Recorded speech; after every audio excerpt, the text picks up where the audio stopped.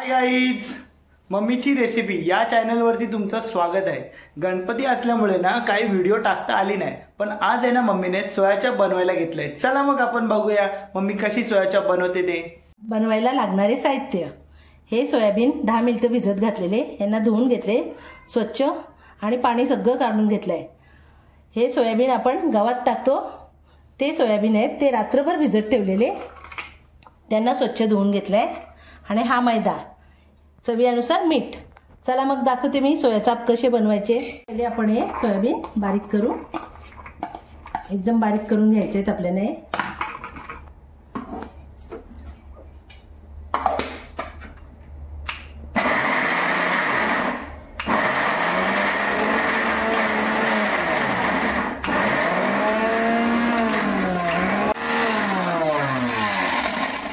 चला मग बघू आपण हे बारीक झाले का। ह्याला एकदम बारीक करून घ्यायचं असते आणि याच्यात पाणी नाही टाकायचं, असंच एकदम सुके सुके बारीक करून घ्यायचे। अजून हे झाले नाही, थोडं अजून फिरवायला लागेल।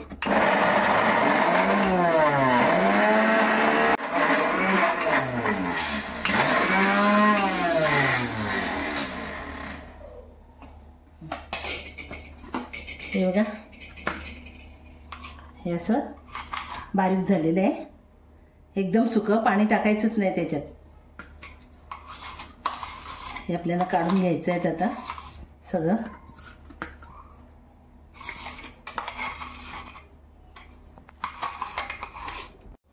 हे बघा, हे स्वच्छ धुवून सगळं पाणी काढलेलं आहे, एकदम सुके केलेत। ते आता आपल्याला बारीक करायचं आहे आणि पाणी टाकायचं नाही याच्यात, हे असेच बारीक करून घ्यायचे आहेत आपल्याला मिक्सरला।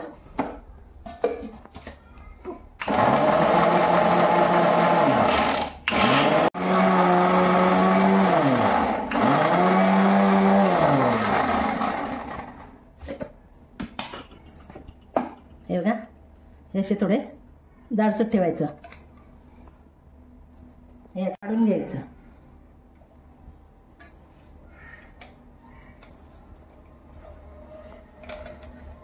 हे सोयाबीन मी फक्त 1 पाव घेतलेले आहेत आणि भिजत घातलेले आहेत। ह्याच्यातलं सगळं पाणी निघलंय, हे सगळं काढून घेतलंय। आणि हे सोयाबीन फक्त 50 ग्रॅम घेतलेले आहेत, बघू शकता, हे बारीक केलंय। चला मग आता तुम्हाला दाखवते मी कसे करायचे।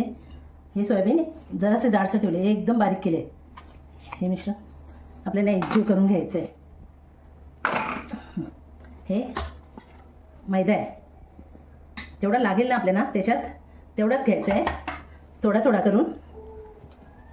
चवीनुसार मीठ टाकायचं आहे, हे असं एकजीव करून घ्यायचं आहे। पीठ आपण एकदमच नाही टाकायचं, थोडं थोडं टाकायचं आहे आणि पाणी नाही घ्यायचं। जसं आपण आपला गव्हाचं पीठ मळतो ना, तसं आपल्याला गोळा करायचा आहे।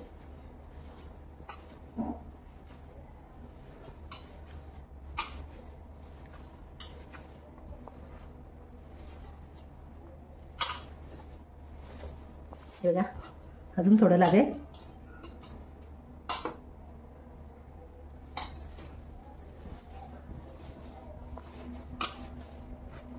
हे सगळं असं एकजीव करून घ्यायचं आहे, जसं आपल्या चपातीचं पीठ असते ना तसं करून घ्यायचं आहे आपल्याला मस्तपैकी। आता मळू। हे बघा, सोयाबीन आपण भिजत घातलेले रात्रभर, त्याच्यात पाणी असते आणि हे सोयाबीन आपले भाजीचे ते एकदम पाणी काढून घेतलेलं, पण तरी पण त्याच्यात ओलावा असतेच। ते सगळे आपण पिळून आणि करून बारीक करून घेतलेले आहे, तरी पण त्याच्यात ओला असते, पाणी म्हणून घ्यायचं नाही ह्या पिठात। हे मैदा टाकलाय, आता असं एकजीव करून घ्यायचं आहे आपल्याला, चांगलं असं मळून, जसं आपल्या चपातीला मळतो तसा। बघू शकता तुम्ही, असं आपल्याला पीठ त्याच्यात लागेल तेवढंच टाकायचं आहे, जास्त नाही आणि कमी नाही। जसं आपल्या चपातीचं पीठ आपण मळतो तसा हा पीठ झाला पाहिजे, जास्त पातळ नाही झाला पाहिजे आणि जास्त जाड नाही झाला पाहिजे, असं मीडियम झालं पाहिजे। त्याचा आपल्याला असा गोळा तयार करता आला पाहिजे। आपण चपाती कशी लाटतो तसा ह्याला लाटायचं आहे आपल्याला। हे असा गोळा करून घ्यायचा आणि मग सोयाचा शिजवायला आपल्याला हे पाणी ठेवायचं आहे उकळत. चला मग आता दाखवते मी. जास्त सैल पण नाही मळायचं, जास्त घट्ट पण नाही मळायचं. हे असा गोळा झाला पाहिजे. हे पीठ लावायचं जरा आणि याची आपल्याला चपाती लाटून घ्यायची आहे. हे बघा, हलक्या हाताने चपाती लाटून घ्यायची आहे. आणि चपाती पण जाड पण नाही ठेवायची आणि जास्त पातळ पण नाही करायची, असं ठेवायची आहे. हे बघा, असते आपल्याला ही चपाती लाटून घ्यायची आहे. हे साईडला असं असलं तरी चालेल, ते आपल्याला कड्याच्या कापून घ्यायचं आहे. हे बघा,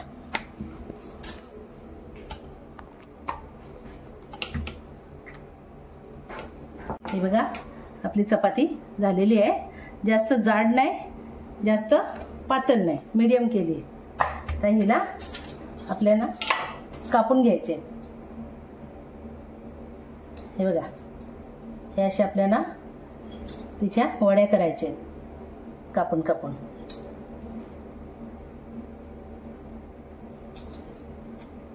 मी हे चमचा घेतलाय कापण्यासाठी, तुम्ही सुरी पण घेऊ शकता. हे अशा आपल्याला वड्या करायच्या आहेत आणि हे साईडचे कण आहेत ना, ते असं काढून टाकायचे. हे बघा, म्हणजे वड्या आपल्या व्यवस्थित दिसतील तशा करायच्या आहेत. हे बघा, हे साईडचं आपल्याला ठेवायचं नाही. काढलंय. आता ही एक एक वडी आपल्याला, माझ्याकडे लाकडाचे चमचे नाही आहेत म्हणून मी स्टीलचे घेतलेले आहे. हे असे आपले हळूहळू आपल्याला लपटायचे आहेत. हे बघा,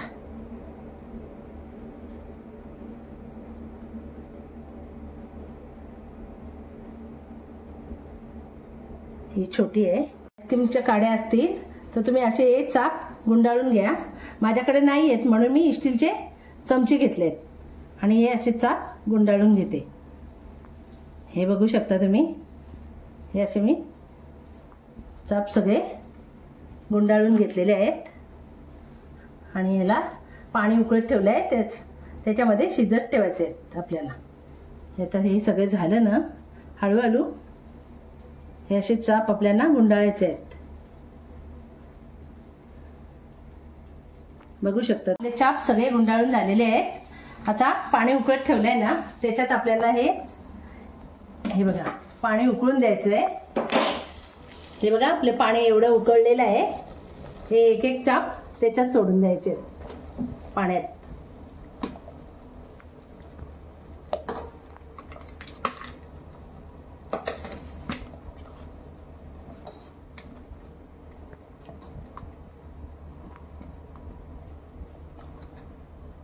पाणी एकदम उकळा आल्यावरच टाकायचे आहेत ते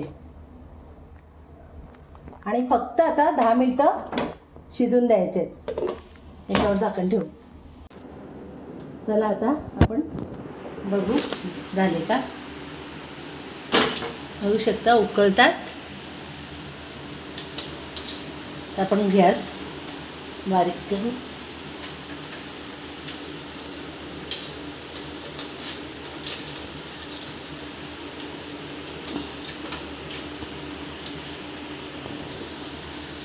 हे बघा झालेले आहेत. आता आपल्याला गॅस बंद करायची आहे.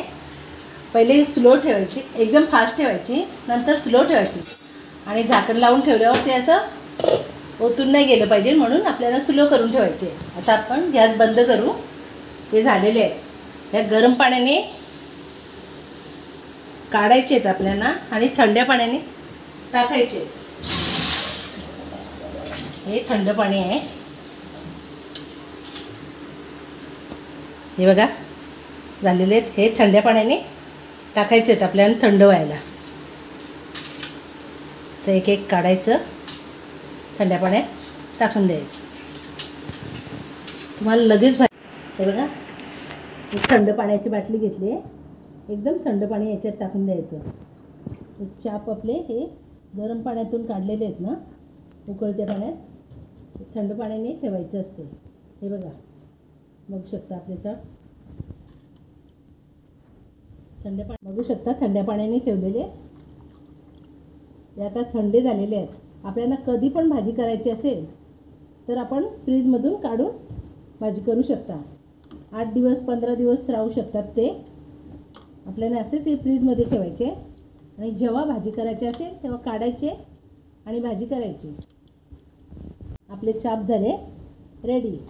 आता ह्यांना आपण झाकण लावून फ्रीजमध्ये ठेवू. 2 घंट्याने फ्रीजमधून काढलेले आहे चाप आपले भाजीसाठी रेडी झालेले आहेत. बघू शकता.